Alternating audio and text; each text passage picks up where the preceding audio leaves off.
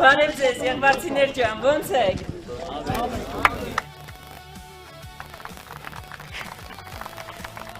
Որ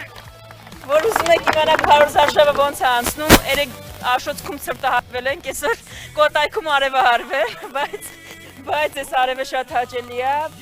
ինչ եղվարդը եղել ենք Պրոշյանում, Քասախվում, ու գիտեք ինչ է ուզում, հատկապես ինչի վրա է ուզում ուշադրություն դարձնել, համ Քասախը, համ Պրոշյանը հայտնի են նրանով, որ մեր շատ սփյուռքահայեր հայրենադարձվել են, ապրում են այնտեղ։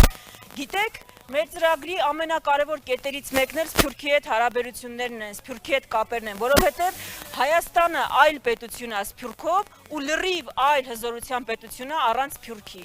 Մենք ոնց ենք պատկերացնում մոդելը, որ իրար հետ պիտի աշխատենք, այդ ոնց են Պրոշյանում, Քասախում, տենց համերաշխ իրար հետ ապրում, իրար կարողությունները համադրված նպաստում նրան, որ մեր խնդիրները լուծենք, այլ տենց էլ պետական մակարդակով։ Արցախից հետո իրոք մենք կարիք ունենք գաղափարի, որ մեզ բոլորիս միավորում է։ Առաջ հայկական որ համայն գնում էր Արցախին ուղղված ծրագիր կար, ու այդ ամեն ինչը մեզ միավորում էր, բերում էր մի միասնական դաշտ։ Հիմա այդ չունենք։ Մեր ծրագրում դրա համար հատուկ կետ ունենք։ Ծրագիր ունենք Հայաստանում ծնելիությունը ավելացնելու ու համահայկական ծրագիր իրականացնելու դրա համար, որ ծնելիությունը ավելացնենք հատկապես սակավաբնակ բնակավայրերում։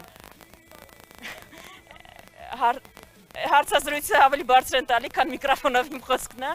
բայց Սփյուռքը, մենք Սփյուռքով իսկապես այլ հզորության պետություն ենք, առանց Սփյուռք այլ։ Կարողությունները էապես ավելի քիչ են, բայց հիմա ինչ են անում, ժողովուրդ ջան, ընդհանրապես Նիկոլ Փաշինյանին քննադատելու համար մուտքը արգելում են սփյուռքահայերի։ Սփյուռքն էլ նեղանում է արդյունքում, էլ չես կարողանում կարողությունները այնպես անել, որ համատեղ ծրագրեր կարողանանք իրականացնել, մի թիրախների հարվածենք։ Ու այս Սփյուռքի ոնց որ եկեղեցու դեմ արշավը, ոնց որ հերոսների դեմ արշավը, ոնց որ նախագահների դեմ արշավը, նենց էլ Սփյուռքի դեմ արշավը, որ դուք հարցնեք ում է պետք է աշխարհում, պետք է Ալիևին, Էրդողանին ու այդ անումա Նիկոլը։ Այսինքն մենք ունենք ղեկավար, որ անում է այն, ինչ որ կաներ Ալիևը ու Էրդողանը, եթե այս երկիրը ղեկավար էր։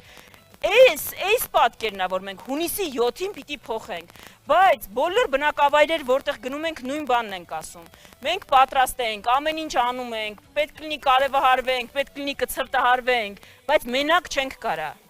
Այսքանով էլ չենք կարա։ Ձեր հարևանները, ձեր բարեկամները պետք է համոզել, որ գնան ընտրության։ Ամսի 7-ին այս հիստերիայի վերջը կարանք տանք։ Էլ կին մեր ղեկավարը չի քաշքշելու փողոցներում, էլ եկեղեցու վրա չի հարձակվելու, էլ սփյուռքահայերի մուտքը չի արգելելու։ Այսինքն այս քաոսի, այս հիստերիայի, այս լաչառության վերջը պիտի տանք։ Նորմալ բանակցող պիտի ունենանք, նորմալ մարդ պիտի ընտրենք, որ կարողանում է գնալ բանակցել։ Ու որ եզրափակեմ փոխանցեմ գործընկերոջս, գիտեք, այսօր առաջին անգամ էր դեպքը, բայց Նիկոլ Փաշինյանը ասենց հիստերիկ, որ շրջում է Հայաստանով մեկ, Երևանում տենց պատկերներ ստանում, իր ռեյտինգը ընկնում է դրանից, որոշել են, որ ինչ անեն այդ իրավիճակից, որ դուրս գան, ասել են, երևի մեկն է այնտեղ Տարոն Չախոյանը կլինի, չգիտեմ Տիգրան Ավինյանը, ասել է մի հատ լավ միտք ունեմ, եկեք մենք է սադրիչներ ուղարկենք, թող բանը, ընդդիմադիրների Փարոզ արշավը փորձեն խանգարել, տենց պատկերներ ստանանք։ Ժողովուրդ ջան, այս երկրում ուրիշ Նիկոլ Փաշինյան չկա, ուրիշ հիստերիկ չկա, ինչքան սադրիչ ուղարկեն, ոչ ոք չի սադրվելու, այս մարդը չի սադրվել Ալիևի հետ բանակցություններից, Նանե Իսրայելյանից հաստատ չի սադրվելու, այդքան մի փորձ իզուր են լինելու ձեր ջանքերը, տենց հուսատ փորձեր մի արեք, այդ ֆոնին դուք ավելի վատ եք երևալու, որովհետև մի կողմից երևալու է հավասարակշիռ թիմ, ով անգամ սադրանքներին է հավասարակշիռ արձագանքում, մյուս կողմից երևալու եք դուք, որ չեք հանդուրժում թեթև քննադատություն ձեր սպանած երեխեքի հարազատներից, այդ եք դուք, այդ ֆոնին դուք ավելի վատ եք երևալու, նենց որ ենքան ակնհայտ է տարբերությունը, ենքան ակնհայտ է ընտրությունը, դրա համար ենք ասում, որ հունիսի 7-ին Ադրբեջանի ու Հայաստանի միջև պետք է ընտրել Հայաստանը, հունիսի 7-ին 16-ի ու 17-ի միջև պետք է ընտրել 17-ը, հունիսի 7-ին համար 17-ին։